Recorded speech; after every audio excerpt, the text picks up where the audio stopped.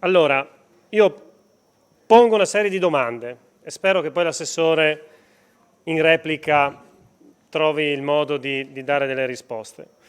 Allora, la prima domanda è stata posta da diversi colleghi. La questione del silos a Trieste. Il collega Russo ha citato una situazione che è drammatica, ha riportato la cronaca che è finita sulle pagine del Piccolo pochi giorni fa di persone che vivono in condizioni disumane, no? Cioè svegliate di notte dai topi che mordono le dita o il viso. Allora, mettiamo anche da parte la pietas che ha citato la mia collega Massolino a pochi giorni dal Natale, no? Natale che dovrebbe essere una festa che dal Conte Dracula in poi abbiamo scoperto, insomma, che festeggiamo grazie al Conte Dracula che ha fortificato le chiese, no? Ma credo che, insomma, per mettere da parte la pietas un po' di pelo sullo stomaco ci vuole, pensando a quello che succede a pochi metri da qui. Ma facciamo anche finta di avere un sacco di pelo sullo stomaco e di metterla da parte. Ma pongo questa questione, il tema sanitario e di gestione di una situazione, di una criticità sanitaria come quella del silos. Come viene affrontato dalle istituzioni che governano questa regione e il Comune di Trieste? Facciamo finta di niente, diciamo è un tema del Comune di Trieste perché è responsabile sanitario il sindaco, diciamo che è un problema della prefettura.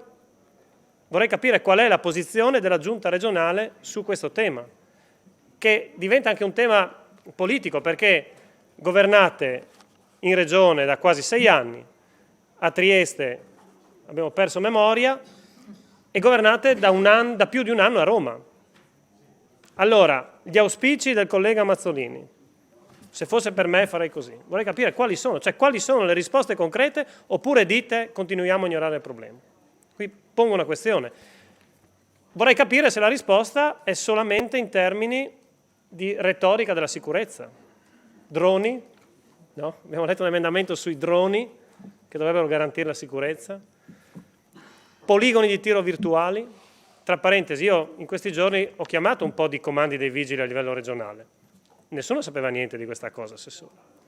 Quindi vorrei capire com'è che questo poligono di tiro virtuale dovrebbe servire il sistema delle polizie locali del Friuli Venezia Giulia, messo a Trieste, che quindi dovrebbe essere funzionale anche a chi gestisce i vigili a Paluzza o addirittura a Tarvisio. Insomma, no? La seconda domanda. Ah sì? Nel Nautaverso? Beh, può essere che sia funzionale. Seconda domanda, perché, assessore, ci sono comuni in questa regione che da 5 anni non prendono €1 in concertazione? Facendo domanda. Non dico destra, sinistra, dico perché? Qual è il motivo? Non ci sono soldi. Non mi sembra che sia questo il tema, no? Mi sembra che di risorse ce n'è, lo diciamo voi, lo dite voi, è oggettivo. Sono brutti progetti. Può essere. Sono comuni che non sono in grado di far bene le richieste, chiedono di fare nautaversi e allora uno dice non gli do i soldi per fare il nautaverso. No? Qual è il motivo per cui ci sono comuni che da 5 anni chiedono, fanno domanda e non ricevono €1 di contributo in concertazione? Spero che anche su questo sia svelato l'arcano. Terza domanda, ne ho ancora 2, dopo ho finito. Come fa il comune di Grimacco a cantierare l'opera per la ristrutturazione, se non ho visto male, adeguamento e manutenzione straordinario della caserma dei Carabinieri per €350.000? Io, se non ho visto male, c'è stata un'intervista l'altro giorno sulla Stampa che diceva, era intervistato la sindaca di Grimacco che dice devo aprire le porte al mattino perché non ho dipendenti. No, non è che non ho l'ufficio tecnico, non ho dipendenti.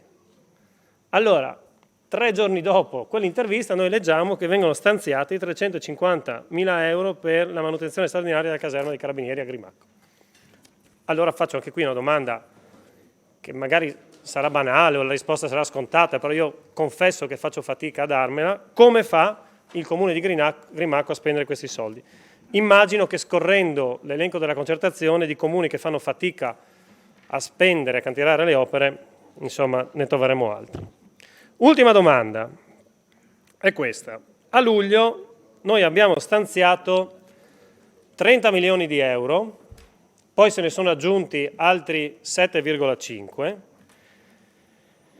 sui cosiddetti progetti per favorire e sostenere la ripresa dell'economia regionale e migliorare il benessere dei suoi cittadini, per cui l'amministrazione regionale promuove la realizzazione di investimenti che rivestano un ruolo strategico nello sviluppo del territorio in ambito locale.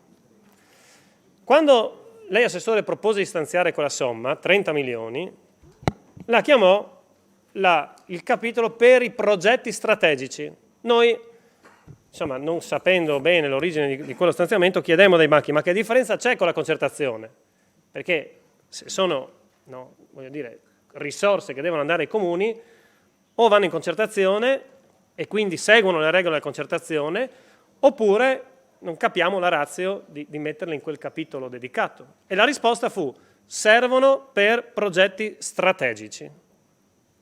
Bene, allora, io prendo l'elenco dei progetti strategici che hanno a che fare con queste risorse e leggo: completamento nuovo poliambulatorio Aquileia 1 milione, manutenzione caserma dei CC a Grimacco, completamento biblioteca, parco urbano, ristrutturazione edificio caserma dei carabinieri di nuovo, nuova sede municipio, completamento scuola media, ristrutturazione scuola, auditorium, palazzetto dello sport, manutenzione straordinaria Palasport, potrei continuare, no? Residenza anziani.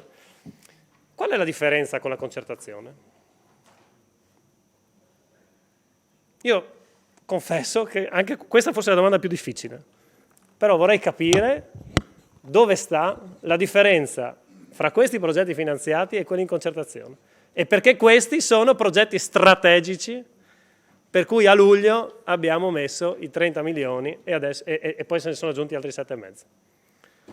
Io confesso che faccio fatica a capirlo, ma insomma ho posto un po' di questioni, mi auguro che poi l'assessore nella replica non vado avanti su tutte le considerazioni fatte da tanti colleghi anche del mio gruppo e dell'opposizione, insomma, rispetto a tutto il tema generale dell'assetto degli enti locali. Ultima considerazione, rispetto all'emendamento 9.10 del collega Mazzolini, a differenza dei colleghi del gruppo del Partito Democratico, noi non aggiungeremo la firma perché non si mettono 170.000 euro con 50.000 euro a intervento, perché io credo che se apriamo lo sportello su questi avremo richieste per qualche decina di milioni, no? Quelli che avevate proposto voi a suo tempo. E qui quindi di nuovo creeremo un'aspettativa clamorosa, comuni e uffici tecnici che lavoreranno per presentare i progetti, quindi ennesimo carico di lavoro e poi vedremo. Poi la risposta sarà: vediamo se la norma tira. Svelo un'anteprima, a naso la norma tirerà.